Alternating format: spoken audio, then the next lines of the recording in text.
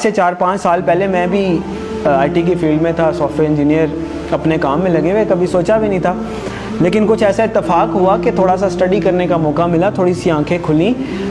تو ہم تو نارمل لائف میں چل رہے تھے، پھر ہمیں ریئلائز ہوا کہ ہم کدھر چل رہے ہیں. جب قرآن و حدیث کو اسٹڈی کرنے کی کوشش کی تو پتہ چلا کہ ایک بھی نشانی قیامت کی، ایک بھی نشانی جو بتائی گئی ہے علامات صغریٰ وہ باقی نہیں ہے، ساری کی ساری ہو چکی ہیں. اگر کسی کو کسی اسپیسیفک نشانی کے بارے میں کوشچن ہے تو مجھے بھی بتائیں. اول تو مطلب جو میں نے اسٹڈی کیا ہے مجھے تو تقریباً سب بھی ملی ہیں. تو ایک دن ایک صاحب کہنے لگے آپ تو کہہ رہے ہیں ساری ہو گئی ہیں، پیلے جھنڈے نہیں کہیں سے نکلے. تو میں نے کہا پیلے جھنڈے تو وہ رابعہ ابھی نکلے تھے مصر میں، جب صدر مرسی کی حکومت انہوں نے گرائی تھی تو وہاں پہ پیلے جھنڈے رابعہ کا نشان انہوں نے بنایا تھا اور بڑی احتجاج کی تھی، وہاں سے پیلے جھنڈے نکلے تھے. پھر ایک اور صاحب کہنے لگے کہ دخان نہیں آئی جی، دھواں ہوگا جو زمین کو اپنی لپیٹ میں لے لے گا. میں نے بتایا کہ دخان تو اللہ واللہ عالم، ہم عقل کل نہیں ہیں، لیکن دیکھیں ہم نے تو وہ دیکھنا ہے کہ جو ہماری سمجھ میں بات آتی ہے.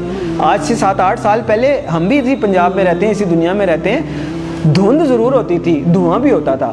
دھواں اسموگ نہیں ہوتا تھا کہ وہ پورے لپیٹ میں لے لیتا ہے. دھواں تو ایسے ہوتا ہے نا دور سے نظر آئے. دخان ایسا ہے کہ یخشى الناس، قرآن میں اللہ نے فرمایا یوم تأتی السماء بدخان مبین یخشى الناس ھذا عذاب علیم. وہ بھی پورا ہو گیا. پھر کیا رہ گیا؟ پھر انہوں نے کہا عربوں میں شرک آ جائے گا، وہ تو نہیں آیا. تو میں نے کہا میں بھی سوچتا تھا نہیں آیا، بلکہ جب میں یہ حدیث پڑھ رہا تھا تو میرے ذہن میں یہ تھا کہ پتہ نہیں عربوں میں شرک پتہ نہیں کب آئے گا. سب سے زیادہ قرآن حدیث وہاں پڑھا جاتا ہے، حرمین شریفین وہاں پہ ہیں، عبادات وہاں پہ ہوتی ہیں، مساجد رمضان میں وہاں بھری ہوئی ہوتی ہیں. تو پتہ نہیں کب ہوگا. اتفاق کی بات ہے کہ میرا نہیں خیال کہ ہفتہ گزرا ہوگا یا کچھ، تو وہ خبر آئی کہ وہ انہوں نے یو اے ای میں مندر بنایا ہے اتنا بڑا اور باقاعدہ نعوذ باللہ اس کی پوجا کر کے انہوں نے اس کی افتتاح کیا. عجیب لگا کہ اتنی جلدی کہ جب آپ حدیث پڑھتے ہیں تو آپ کو لگتا ہے کہ عربوں میں شرک لوٹ آئے گا. پتہ نہیں، یہ تو بہت ہی مشکل بات لگتی ہے. اور ہم نے مطلب ایک ہوتا ہے سالوں گزر جائیں پھر بھی بات ہے، وہ ادھر پڑا ادھر وہ بات ہوگی. تو ایک بھی نشانی مجھے نہیں ملی. اگر کسی صاحب کو ملی ہے تو مجھے بھی بتائیں. اس کا مطلب ہے علامات صغریٰ ساری پوری ہو گئی ہیں. اب علامات کبریٰ کا وقت ہے. پہلی علامات کبریٰ میں سے پہلی کیا ہے؟ امام المہدی کا ظہور پہلی علامات کبریٰ میں سے پہلی بڑی نشانی ہے. دوسری ہے دجال کا ظہور. تیسری ہے حضرت عیسیٰ علیہ السلام کا حضرت عیسیٰ علیہ السلام کا آسمان سے آنا واپس. چوتھی ہے یاجوج ماجوج. 4 یہ نشانیاں ہیں قیامت کی علامات کبریٰ.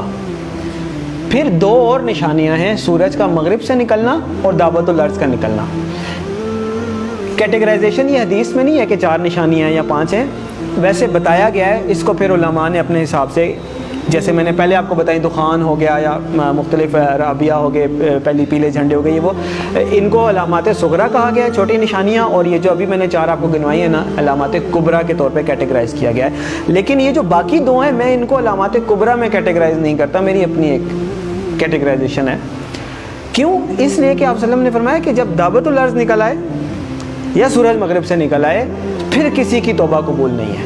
جو ہے جیسے ہے ویسے ہے، کوئی نیک ہے بد ہے، کافر ہے مسلمان ہے پھر کسی کی توبہ قبول نہیں ہے. اس کا مطلب یہ ہے کہ یہ جو 2 نشانیاں یہ قیامت قائم ہونے کے واقعات ہیں.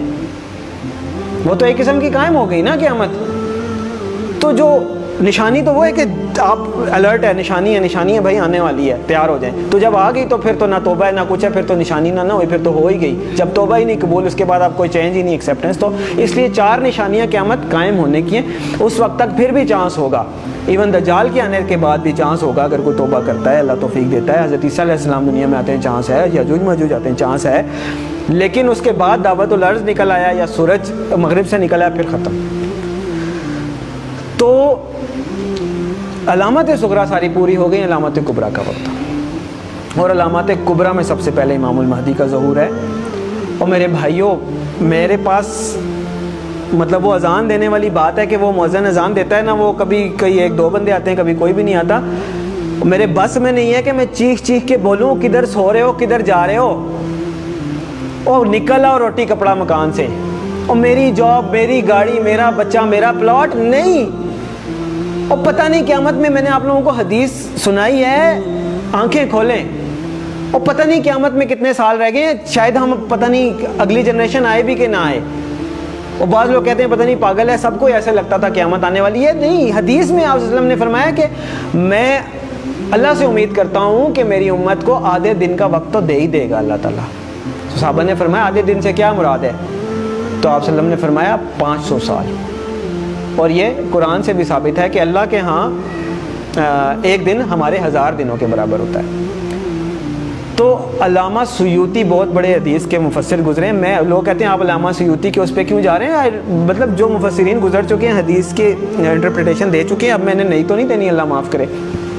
تو علامہ سیوطی رحمۃ اللہ علیہ نے اس کی انٹرپریٹیشن میں لکھا ہے کہ اس کا مطلب ہے کہ ایک دن کے بعد 1.5 دن، یعنی کہ پچھلی امتوں کو کسی کو 1 دن ملا، کسی کو آدھا دن ملا، کسی اس طرح، یعنی کسی کی عمر 1000 سال ہوئی، کسی کی 500 سال، مختلف.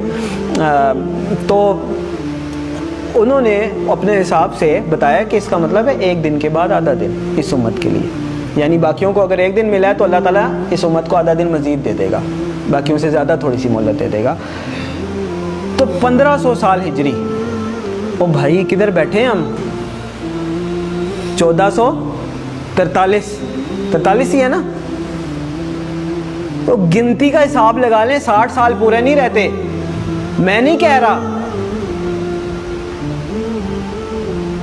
تو اس کا مطلب یہ ہے کہ تھوڑا سا، میں یہ نہیں کہہ رہا کہ 60 سال میں ہی آ جائے گی. یعنی اللہ تعالیٰ نے اگر آدھے دن کی مہلت دینی ہے، اللہ کی مرضی، تھوڑا بہت آگے پیچھے بھی ہو سکتا ہے. لیکن سمجھنے کی بات ہے کہ ہم بالکل ایج پہ کھڑے ہیں، گرنے لگے نیچے، اور دیکھ پیچھے جا رہے ہیں، دیکھ پیچھے جا رہے ہیں. وہ کہتے ہیں نا کہ سامان 100 برس کا پل کی